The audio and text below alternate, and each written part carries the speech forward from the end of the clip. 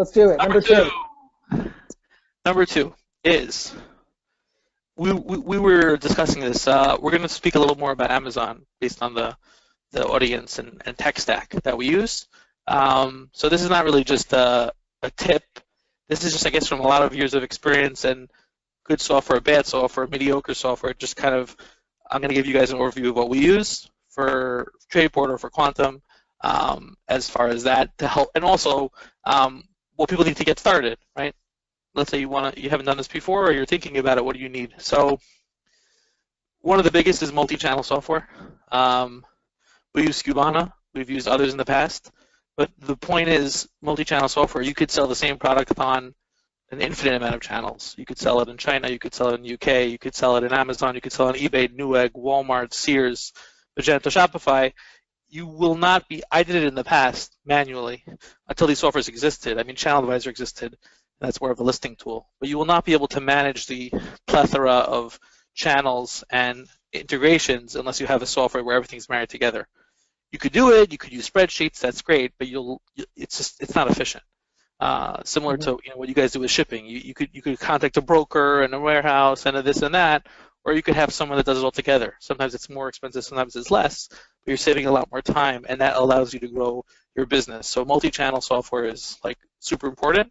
Listen, if you're just starting and you want to sell on Amazon or a website, that's fine. Once you get a little bigger, as we know, some channels are bigger than others, but there's always newcomers. So why not have the ability to sell that same product everywhere and anywhere? You can do it. It's not magic. It's software. That's multi-channel. One thing I often speak about is outsourcing stuff that you're not good at or you don't want to do. So just like shipping and freight forwarding, importing. Freightos has a online platform. You could just get instant quotes. It's like buying an airline ticket. I'm blushing. I'm blushing. We've used it for different scenarios. We still in often cases, depending on the factory and who we source from or what country, it's probably like 6-7 different people involved, from the factory, as I said, to the broker, to the import in the US, to things get stuck in customs, pricing, invoicing. Really nice to have everything together. So I think you guys are doing for shipping and importing what multi-channel software does for expanding, and that's huge. And you have those two together as you guys integrate and continue. That's wonderful. So that's on the importing side. Give you guys a shout out, but 3PL in general, outsourcing logistics. So you're the shipping part of logistics. What about the storage side? We used to have storage in our own office in Midtown because we usually drop shipped, and eventually we got returns and we know what we were doing. We once had a customer write on reseller ratings that our company is a scam because who else in the world would ship out of Midtown Manhattan? That's the most expensive real estate in the world. And it was funny but true. I mean, obviously then there's things like FBA and 3PL, but before then we were literally in our own.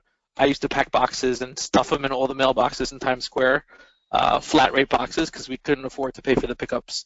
And that's how we started. But the point is, when you go, I think Jeff Bezos started packing books in the garage. We literally stuffed up all the Times Square mailboxes with flat rate boxes because that was the cheapest way, and we want to pay for a pickup. And you're really not supposed to do that, I learned, but we did it for a bit.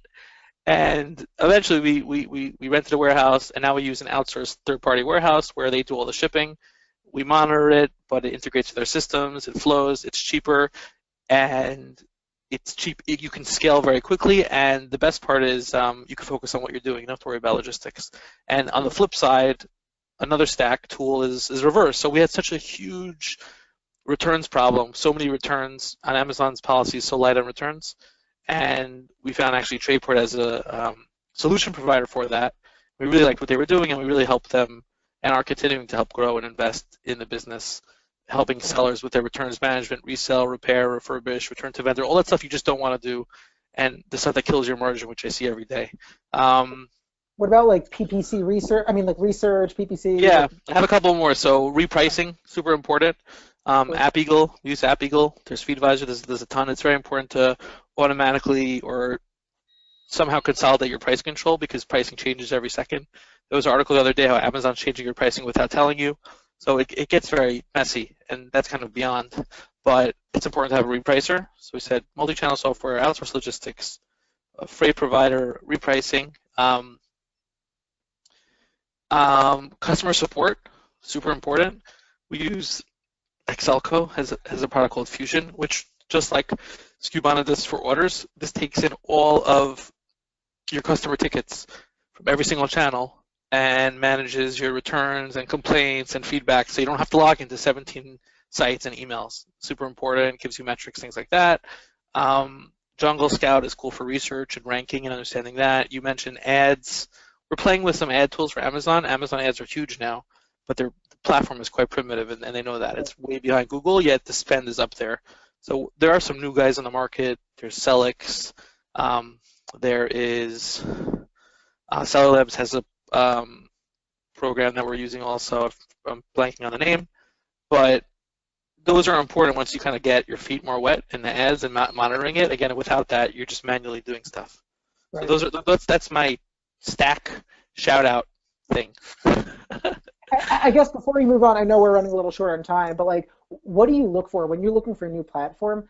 Because there's so many out there, right? Like, like for Skubana, is it because you know Chad Rubin? Like, how do you decide which company how do you decide like which company to use, which platform to use? Because I know there's so many out there. And a lot of people talk. No, it's a good question. I do know Chad. Hello, Chad. He's on the board of Prosper, and we're buddies. But that's not why I use Skubana. I use Skubana because it makes sense for me. And to answer your question, it's a great question. I must have evaluated, 20, 30 programs. I've used ones before that were great. Some were bad. Some were awful. Some were in between. And I learned from that. And then I evaluated. You have to try it. You have to do a trial. You have to do a test. And I also believe in the 80-20 rule, where hopefully off-the-shelf software could do 80% of what you want. But there's always 20% where it's going to be custom or tweaked. And Skubana has open APIs, and other softwares do too.